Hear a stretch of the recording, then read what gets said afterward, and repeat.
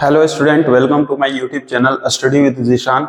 Today's we are going to start the new chapter polygons and their properties. Polygons और इसके property के बारे में हम लोग जानते हैं.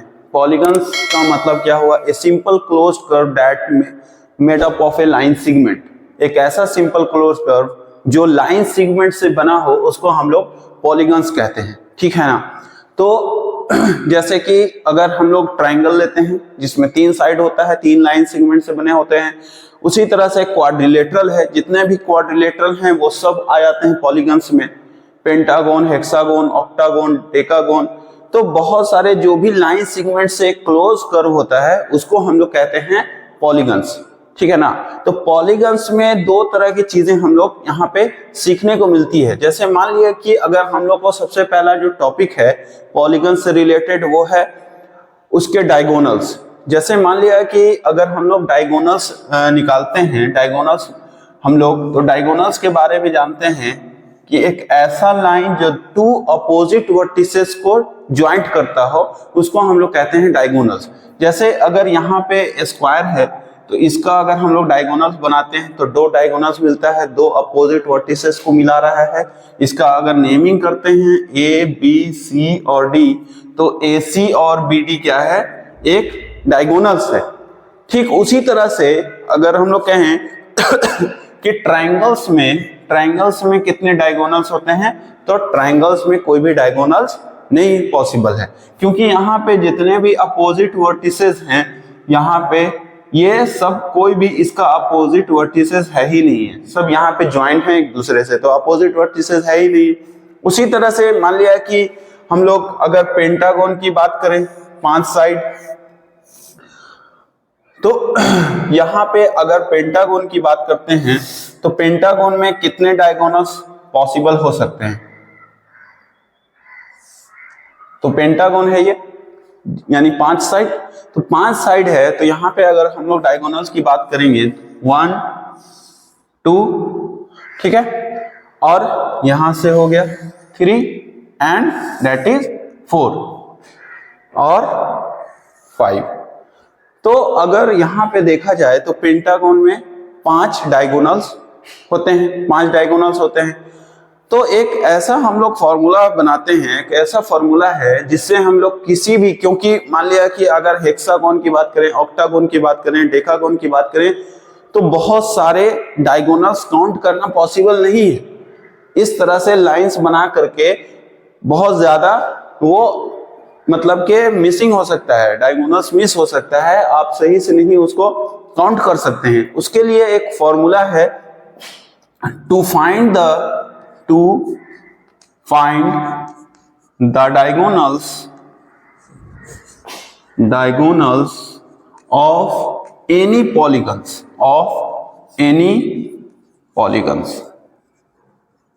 तो क्या फॉर्मूला है? n into n minus 3 divided by 2. ठीक है ना? यहां पे n क्या है? Number of side. n is equal to number of side. ठीक है. अब जैसे मान लिया कि क्वाड्रिलेटरल है तो क्वाड्रिलेटरल में हम लोग चार साइड, तो यहाँ पे देख सकते हैं n का वैल्यू अगर 4 रखेंगे, 4 माइनस 3 डिवाइडेड बाई 2, 2 2 जा 4 यानी के 2, 4 माइनस 3 1, 2 इंटू 1 यानी के 2 डायगोनल्स बनेंगे. अगर कहते हैं यहाँ पे ट्राइंगल्स में कोई भी डायगोनल्स नहीं हो सकता है तो यहाँ पे देखिए अगर हम लोग n का वैल्यू 3 पुट कर देते हैं, नंबर ऑफ साइड 3 होता है ट्राइंगल का 3, और यहाँ पे क्या हो जाएगा 3 माइनस 3 यानी कि 0 डिवाइडेड बाई 2. तो यहाँ पे जो 3 माइनस 3 0 इंटू 3 0 डिवाइडेड बाई 2 0, तो 0 आ गया. अब जैसे देखिए ऑक्टागोन की अगर बात करें कि नंबर ऑफ साइड यहाँ पे 8 होते हैं, तो इसका अगर हम लोग डायगोनल निकालेंगे तो n इंटू n माइनस 3 यानी कि क्या हो जाएगा 8 इंटू 8 माइनस 3 डिवाइडेड बाई 2. तो यहाँ पे क्या हो जाएगा 2 4 जा 8, तो 4 इंटू 8 माइनस 3 5, तो 5 4 जा 20. 20 डायगोनल्स यहाँ पे बनेंगे, जो कि इस तरह से बनाना तो पॉसिबल है लेकिन उसमें क्या हो सकता है कि नंबर ऑफ डायगोनल जब आप बना रहे हैं टाइम भी कंज्यूमिंग ज्यादा होगा, ऊपर से आप अगर एक भी डायगोनल आपका मिस कर गया तो वो सही आंसर नहीं आएगा। उसी तरह से हम लोग किसी भी पॉलीगन्स का नंबर्स ऑफ डायगोनल्स निकाल सकते हैं। ये फॉर्मूला याद कर लीजिएगा, n into n minus 3 divided by 2। ठीक है, इसके बाद हम लोग नेक्स्ट टॉपिक की तरफ बढ़ते हैं। यहाँ पे जो हम लोग नेक्स्ट टॉपिक कवर करेंगे वो है कॉन्वेक्स एंड कॉनकेव पॉलीगन्स के बारे में, regular and irregular polygons, each interior angles of regular polygon, each exterior angle of regular polygons। अब यहाँ पे देख सकते हैं student convex and concave polygons. तो convex polygons means that if each interior angles of regular polygon is less than 180 degree is called convex polygons।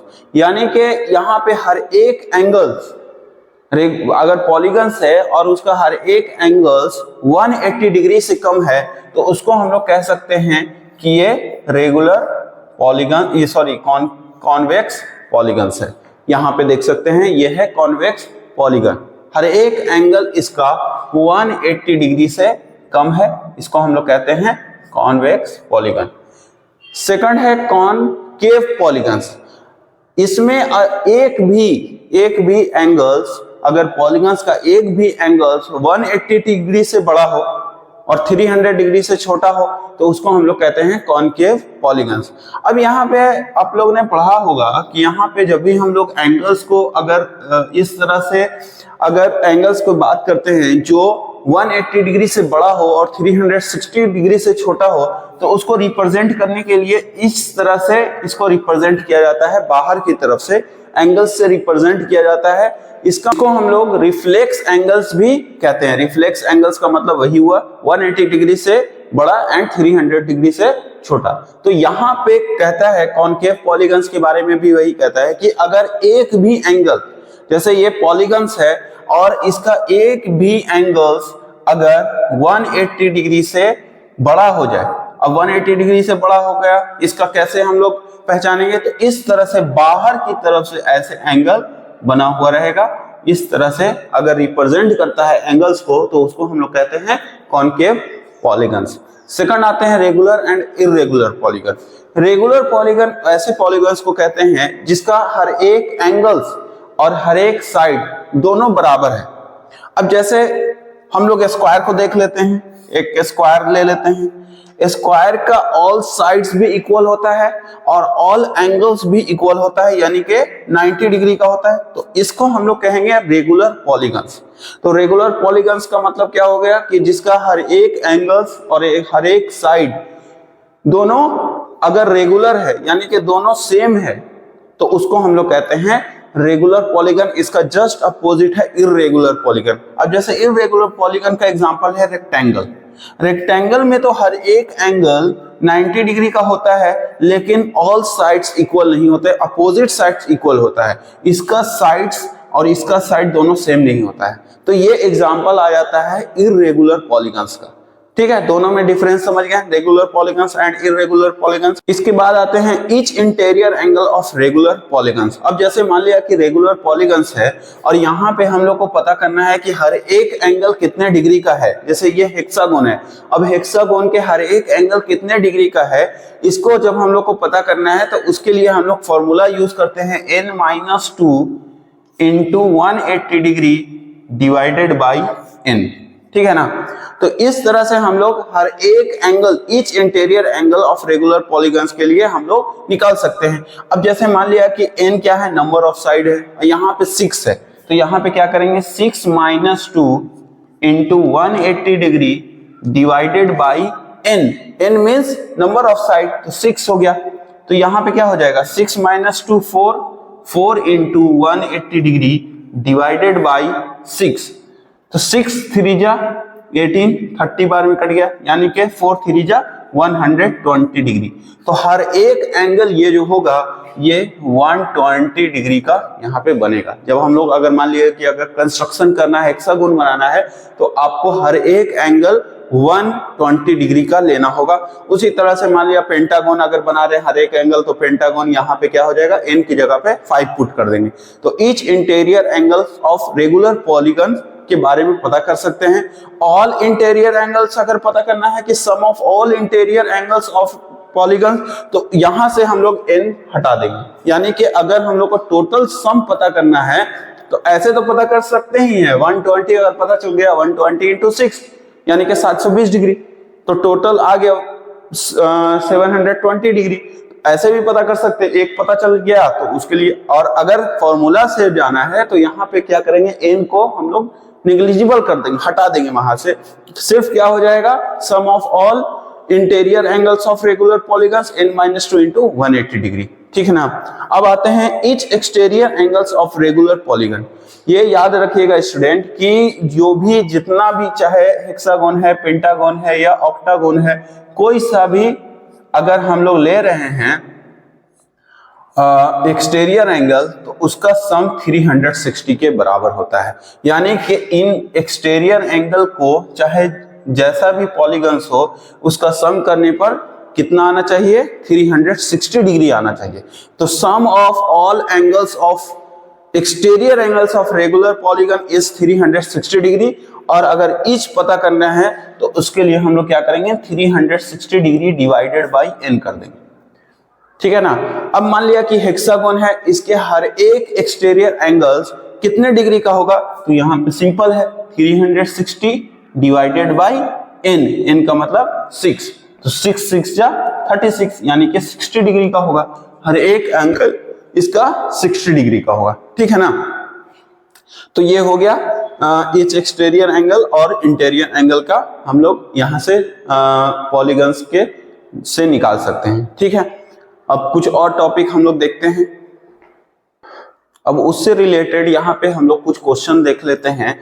Interior angle का जो मैंने सम बताया था कि हर एक इंटीरियर एंगल के लिए हम लोग कैसे उसको एंगल्स को फाइंड कर सकते हैं। ठीक है। उसी से रिलेटेड एक क्वेश्चन है, how many sides does a regular polygons have each of its interior angle is 165 degree. तो कहता है कि यहां से क्वेश्चन क्या पूछ दिया कि हर एक इंटीरियर एंगल 165 डिग्री का है, तो यहां पे आपको बताना है कि वो how many side does a regular polygons, sides उसका कितना होगा। अब हम लोग यहाँ पे देख सकते हैं, अभी मैंने जो बताया कि हर एक एंगल के लिए क्या फॉर्मूला होता है, n-2 into 180 degree divided by n। ठीक है ना। हर एक एंगल, हर एक each of its interior angle, तो हर एक इंटीरियर एंगल के लिए ये फॉर्मूला होता है। अब यहाँ पे ये कितना दिया हुआ है, 165 डिग्री दिया हुआ है। हम लोग को क्या निकालना है, नंबर ऑफ साइड्स निकालना है। क्वेश्चन में पूछ रहा है हाउ मेनी साइड्स, तो यहाँ पे इसको हम लोग सॉल्व करेंगे, यानी n का वैल्यू निकालेंगे। तो देख सकते हैं n-2 into 180 degree is equal to 165n। 165n cross multiply कर दिया यहां से 165n। अब यहां से क्या हो जाएगा, 180n माइनस 182 यानी कि 360 इज इक्वल टू 165n। अब यहां पे n वाले टर्म को एक साथ ले आएंगे, 180n माइनस 165n, और इसको RHS में भेज देंगे तो क्या हो जाएगा, प्लस हो जाएगा, प्लस 360, माइनस है तो प्लस हो गया। अब यहाँ पे इसको जब हम लोग माइनस करेंगे तो कितना हो जाएगा, 10-5, और यहाँ पे हो जाएगा 1, 15n इज इक्वल टू 360। तो n का वैल्यू यहाँ से हम लोग निकाल देंगे, n is equal to 360 divided by 15। ठीक है, 15 2 जा और 60, तो 15 4 जा, यानी कि नंबर ऑफ जो साइड निकला वो निकल गया 24 साइड। तो 24 अगर साइड है तो हर एक इंटीरियर एंगल 165 डिग्री के बराबर होगा। ठीक है। इसी तरह से एक और क्वेश्चन हम लोग देखते हैं। नेक्स्ट क्वेश्चन है यहाँ पे, find the value of x। यहाँ पे फिगर बना हुआ है, आप लोग देख सकते हैं 5 साइड है। यहाँ से अगर हम लोग काउंट करें तो 1 2 3 4 5, यानी कि पेंटागोन है। अब यहाँ पे पेंटागोन में कह रहा है कि find the value of x। तो यहाँ पे x का वैल्यू निकालना है, तो यहाँ पे तो हम लोग इजिली यहाँ पे फाइंड कर सकते हैं ये वाला दोनों एंगल, इंटीरियर एंगल। अगर इंटीरियर एंगल पता चल जाएगा तो पेंटागन का हर एक इंटीरियर एंगल यानी कि sum of the interior angle कितने डिग्री का होता है, ये फॉर्मूला से पता कर लेंगे n-2 इंटू 180 डिग्री से।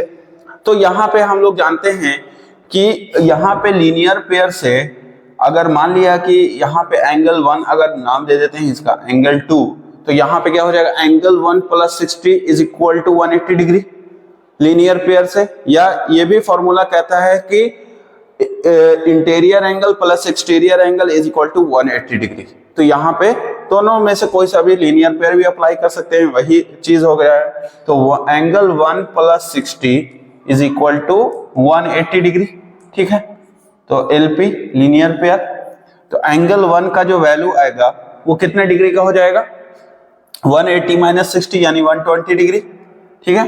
तो ये आ जाएगा 120 डिग्री, 120 डिग्री। उसी तरह से angle 2 + 70 is equal to 180 degree, यानी कि एंगल 2 का वैल्यू कितना हो जाएगा 180 - 70 यानी कि 110 डिग्री, 110 डिग्री। तो यहाँ पे 110 डिग्री।